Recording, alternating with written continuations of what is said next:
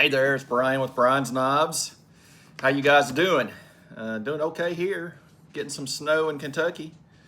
They act like, it would maybe get a coating of snow, and, it's been snowing for a while now.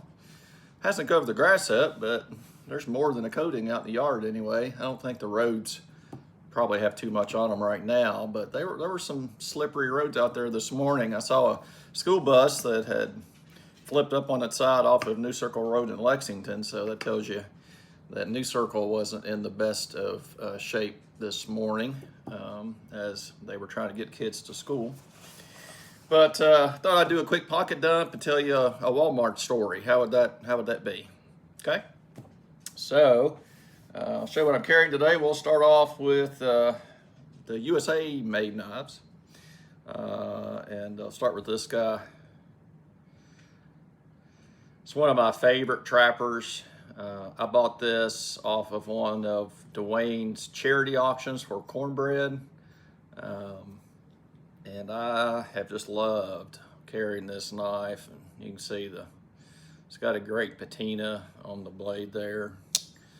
And just a really solid. I mean, what's not to like about a trapper? Unless you just don't like a big knife. But outside of that, it's a great knife. And so if I'm not carrying a copper lock, I usually have a trapper nearby. So that's what's in one of my pockets today. I got this one in a case slip.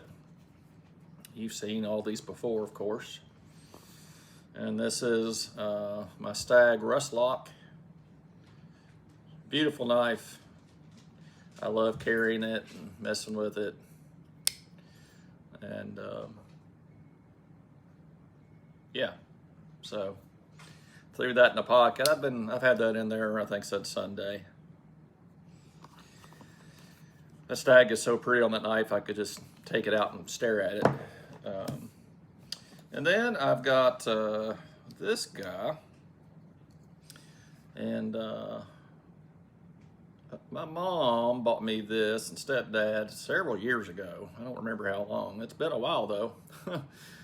This was my first Spyderco knife, little Delica in orange, and I've used the heck out of it. It's all scratched up, but I love it. Still carry it quite a bit, and good for lots of cutting tasks, cutting cardboard, things like that. Can't go too wrong with this Delica. And it's nice and bright, so it's harder to lose because it does stick out. So, and then what else I got? I got this little brass Zippo. That's like, I know he's got fluid in him. So, it's always handy to have a lighter in your pocket because you never know when you might need one. And if you get lost out in the woods or something, like Cornbread was talking about today, it can literally save your life. So whether it's a little cheap Bic lighter or a Zippo or whatever, make sure you got a way to make fire because you just don't know when you might need to. And so that's pretty much it. I got a handkerchief and keys and some of that kind of regular stuff I carry all the time. Got my Ruger in my waistband today. So yeah, just typical stuff. I usually carry a little flashlight of some sort. So got this little guy today, a little O-light, one of the i5Ts, and great little flashlight. It's nice and small, so easy to carry. And you know what? A flashlight you got with you is a lot better than one you don't have. So that is the nice thing about the size of those. So that's pretty much it. Tell me what you think about the pocket dump. Tell me what you're carrying today. Put those in the comments down below the video here. And let us all know what you're carrying in the way of knives and pokey things and lighters and whatever else you might want to share. So leave me a comment there. I appreciate that. It's lunch break, so I am drinking my tea. Just finished up eating a bite of something, and I've got some pinto beans on the stove that are cooking over there, so they'll be ready for supper tonight. and be nice for a change. But yeah, let me tell you about my Walmart experience this weekend. So I was over there. We had to stop. We stopped after church on Sunday. So it was probably, I don't know, it was probably 12:30 or so. We had some volunteer stuff to do right after church, at church. And so we took care of that and drove up the road, went to Walmart, had a few things to pick up. I wanted to see about some antifreeze for the truck. And I wanted to pick up some 30-30 ammo. And then Heather had a thing or two she was looking for. So we run into Walmart and went back to Sporting Goods. And I was going to go ahead and pick up a couple of boxes of these Remington core locks for a 30-30. I think they were like $24 a box. And I saw them back there, locked up in their glass case and behind the register. So that was all good, except for I couldn't find anybody. I walked the aisles, Sporting Goods, not a soul of anybody, not a sign of anybody.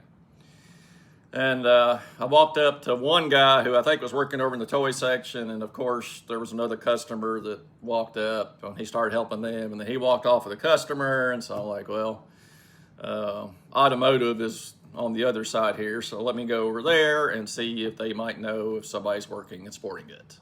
So I went over there and told them, and they said, well, let me page somebody. So they paged somebody to Sporting Goods. So I go back to Sporting Goods, standing there kind of looking at some stuff in the aisle next to the register there.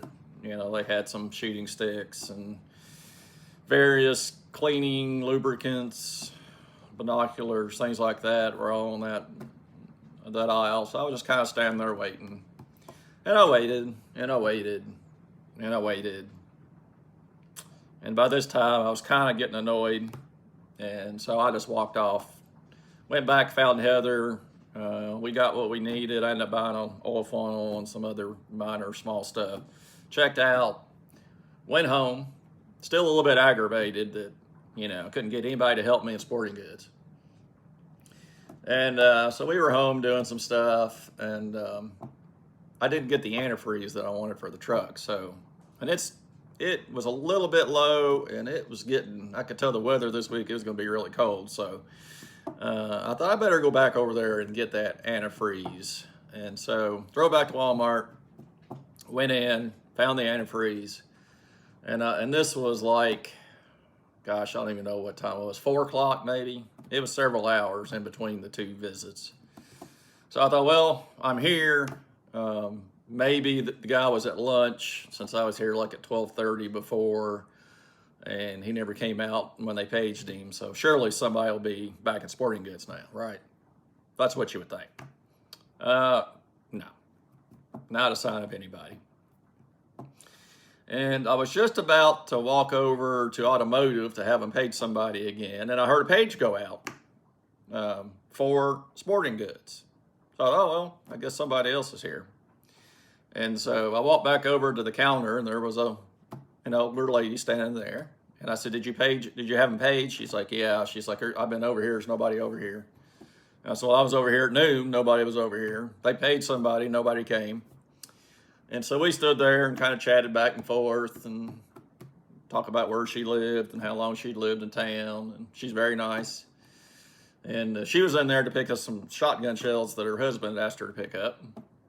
And so we stood there, I don't know, 5-10 minutes talking. Nobody ever came. She went back over to automotive and asked them to page somebody again. So they paged somebody again. She come back. We stood there again, talked some more, waited some more, looked around, not a sign of anybody. Nobody came. Nobody responded. Now you've got 2 customers waiting. And there were people too that were, they had their buggies and they were going down the aisle, and you could tell they looked like they needed something there, but when they saw us standing there and nobody around, they just kind of kept on going. So who knows how many other people actually wanted to buy something there that day that didn't. And I can't remember. I think she either had them paged one more time or I I ended up going over there and having a page too, but there may have been one more page in there. We waited, nobody came. And she said something, well, I'm going to have them page your manager. I said, I'll go over there and tell them. I said, you've made a couple of trips. So I went over there, told the guys in automotive, I was like, it's my second trip today. Nobody's come over either. Anytime anybody's been paged. And would you just page your manager back there? And he's like, yeah. He said, but the last page was for a manager. And I was like, well, I guess that tells you a lot. So he paged for member management to come back to Sporting Goods. We stood there a while longer. And somewhere, I guess when I was coming back from that last page, I'm not sure if a Walmart employee was walking by and the lady that was waiting grabbed her. I think that's probably what happened.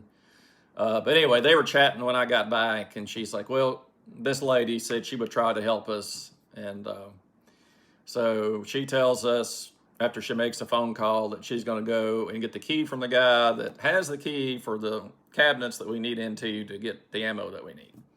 So she's gone a few minutes. She's very nice, very helpful. She comes back with a key, unlocks the cabinet. We make our purchases and get all checked out. She's very nice.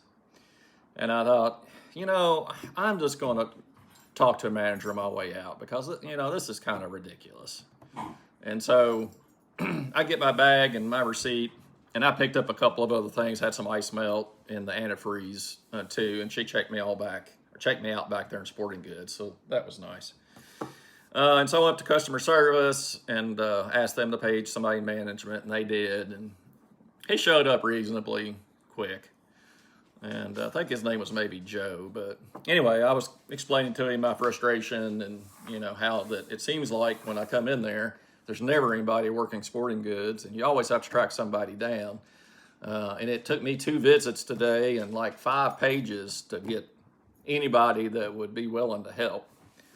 And so I just asked him, why is that? And I just told him, I'm kind of frustrated, shouldn't take this long.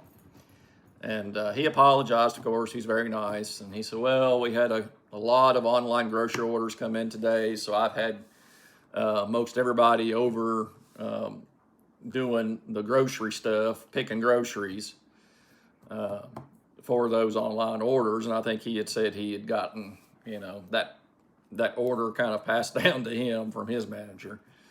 But, it's like, I understand that, but you've got people in the store that need help, and there's nobody to help them. And so he listened to me, and like I said, he was very nice, and I thanked him for his time. But I mean, does anybody else have an experience like this at Walmart? I hate to shop there, and this is the main reason why, is because it is next to impossible to get help. Most of the time, half the time, it seems like they don't even have what you're going after. And then if they do, you have to go through a bunch of hoops just to get it paid for and get out of the store, So that was my adventure at Walmart. I tried very hard to be nice about it, even though I wanted to really show a lot of my frustration. Because I realized that, most of the time the folks are trying to help you aren't the ones that are making the decisions that actually cause the frustration. So, I don't know what corporate is like at Walmart. My guess is they're pushing these online groceries really hard, and that's the reason they were told to do what they did yesterday. But somebody up there needs to catch a clue on, you've got customers in the store that need help. And, if you need to pull some people over to help, that's fine. But you got to have a process in place for these other folks to get help when they need it. And the manager said he didn't know if the paging system was working correctly or not. He didn't hear the pages, so I don't know. I just know that me and that lady stood there probably a half hour just trying to buy a box of ammo. I bought 2 boxes. She bought a box. And there were probably other people that needed help, and there was nobody in sight to help us. So that's my rant about Walmart. Feel free to share your rant if you want about Walmart. I just thought I would jump on and talk a little bit about my experience, and I hope yours has been better. But other than that, guys, I don't know anything too much, just working.